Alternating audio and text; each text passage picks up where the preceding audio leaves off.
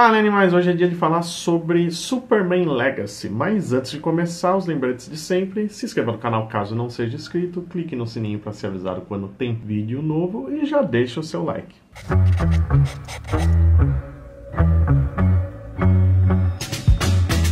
Bom, Superman Legacy vem chamando a atenção pelo fato de ter muitos outros heróis além do Superman. Alguns são personagens que mal têm contato com o herói. Então hoje a gente vai explicar aqui um pouco melhor para quem não conhece quem são esses heróis e qual pode ser o papel deles nesse filme. A gente começa pelo Guy Gardner, que é interpretado pelo Nathan Fillion, que é um cara já bem acostumado com super-heróis. Ele foi o TDK no Esquadrão Suicida do James Gunn, ele deu voz a outro Lanterna Verde, o Hal Jordan, em várias animações da DC, deu voz também ao Magnum da Marvel, esteve recentemente em Guardiões da Galáxia Volume 3 e agora é o Lanterna Verde Guy Gardner. O Roberto aqui do canal até falou uma coisa inteligente que é raro vindo da parte dele, mas nesse caso foi que a maioria dos locais está falando dele como Guy Gardner, não como Lanterna Verde, o que pode apontar que ele pode ser só um civil ainda nesse filme, ainda não ter se tornado um super-herói. Ele foi criado nos quadrinhos em 1968 pelo John Groome e o Gil Kane. E a presença dele eu acho que é uma das mais interessantes aqui no filme, porque o James Gunn, que lembrando é o chefão da DC, roteiriza o filme também, é o diretor, já apontou que todo mundo que foi anunciado tem um motivo para estar ali, não é gratuito, não é fanservice, vai servir à história. Então o Guy tem uma história que é interessante, porque ele é o Lanterna Verde reserva na Terra. Na origem dele, quando o Anel busca alguém digno de ser Lanterna Verde na Terra, ele só não é escolhido porque ele estava mais longe do que o Hal Jordan. Então ele vira o reserva do Hal e fica ressentido por muitos anos por causa disso. Na década de 80 ele volta a ser utilizado com mais frequência e ele é um cara escroto, não tem outro jeito de falar. Ele é extremamente violento, ele não age de maneira alguma como um herói. Isso vai indicando um caminho sombrio para ele. Das histórias da Tropa dos Lanternas Verdes que ele participa nos anos 80, eu até entender que ele poderia virar um vilão. Só que nessa época a Liga da Justiça estava passando por uma reformulação e ele é transformado em integrante da equipe. E é um período que inclusive o James Gunn aponta como uma das HQs que ele mais gosta, e eu também. Ele tem bom gosto, menino, então a gente se empolgou com o anúncio do Guy no filme por causa disso, torcendo que possa existir alguma produção dessa formação da Liga. E essa Liga era bem voltada ao humor, então todas essas coisas negativas do Guy são exageradas nessa época. A gente vê ele ainda mais escroto, brigão com todo mundo, não aceita ordens do Batman, sai na mão com seus colegas de equipe, é de extrema direita, é preconceituoso, e isso acaba funcionando bem justamente pelo humor, e depois fica estranho, né, porque num contexto mais sério, ninguém entende como alguém assim poderia ser um Lanterna Verde. Nos anos 90 a Liga passa por uma reformulação de novo, o Superman se torna líder da equipe e o Guy ainda estava lá. E esse é o período que eles mais contracenam e é sempre briga entre os dois, porque o Superman é o ápice do heroísmo, né, ele é o bom moço supremo, e o Guy ficava bravo com ele, querer fazer tudo certinho, então eles discutiam o tempo todo. E isso acho que é bem importante pro caminho que esse universo de James Gunn parece que vai tomar. Vale lembrar que tem anunciado também um filme do Authority, que é uma equipe muito mais extrema. Eles matam, eles não obedecem fronteiras, enfrentam governos que eles não acham justos e por aí vai. Então,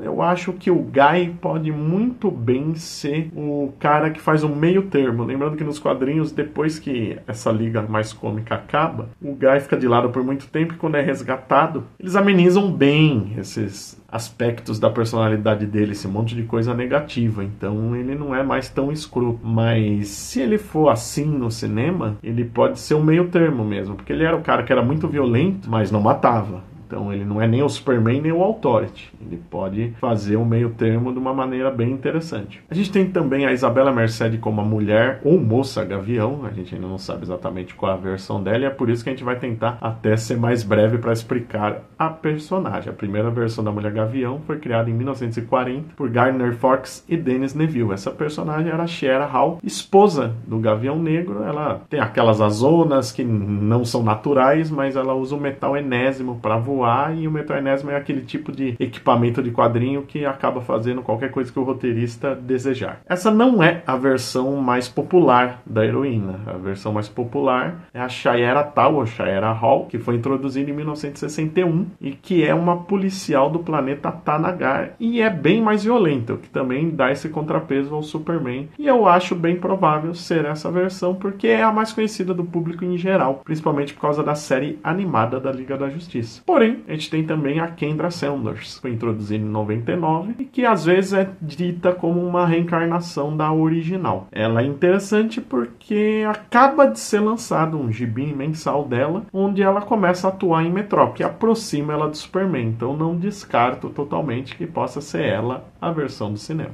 O Edgar Tegge vive o Senhor Incrível, e ele é outro ator que também já fez super-herói antes. Ele viveu o Darwin X-Men Primeira Classe, e o Senhor Incrível é um personagem que encaixa com o subtítulo Legacy, Legado, como quase todo mundo que faz parte da Sociedade da Justiça. Ele não é o Senhor Incrível original. O Senhor Incrível original é lá dos anos 40, e ele carrega esse legado, que foi criado em 1997 pelo John Ostrander e o Tom Mandrake, e é um cara que quase não tem poderes, só que ele é um dos homens mais inteligentes do mundo e usa a tecnologia para combater o crime. E foi com essa tecnologia que ele criou um modo de não ser detectado por nenhuma outra tecnologia. Então ele não pode ser filmado, gravado, nada disso. Ele é um personagem que praticamente não cruzou o caminho do Superman, mas representa esse cara mais bom moço, mais certinho. Inclusive ele tem o lema de jogo limpo, de nunca trapacear. Por fim, a gente tem o Metamorph, que é interpretado pelo Anthony Carrigan, que já fez o Névoa na série do Flash e o Zaz em Gotham. Ele é um personagem bem clássico da DC. Ele foi criado em 1965 pelo Bob Haney e a Ramona Frandl, e era um período mais ingênuo da DC, então ele é um herói bem padrão. Ele era um aventureiro que estava tentando encontrar o objeto místico Olho de Ra no Egito, e o olho acabou transformando ele numa criatura meio monstruosa, né? Um metamorfo homem-elemento que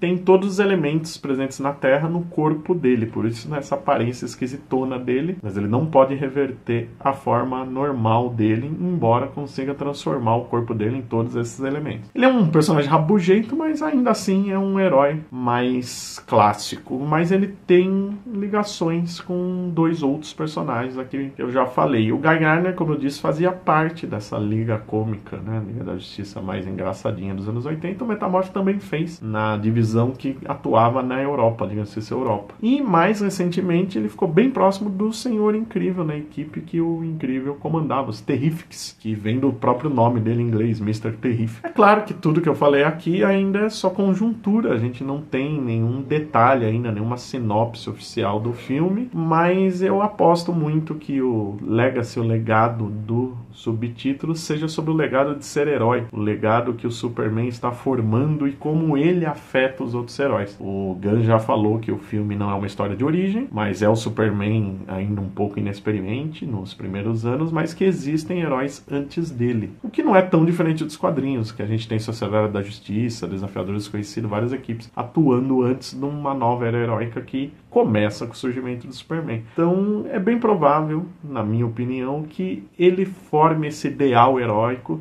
que se torne um legado para todos. E você, o que você acha? O que você acha da presença de todo mundo? O que você acha do que o filme vai tratar para valer? Deixa aí nos comentários. Lembrando de novo, se inscreva no canal caso não seja inscrito e deixe também o seu like. Até o próximo vídeo.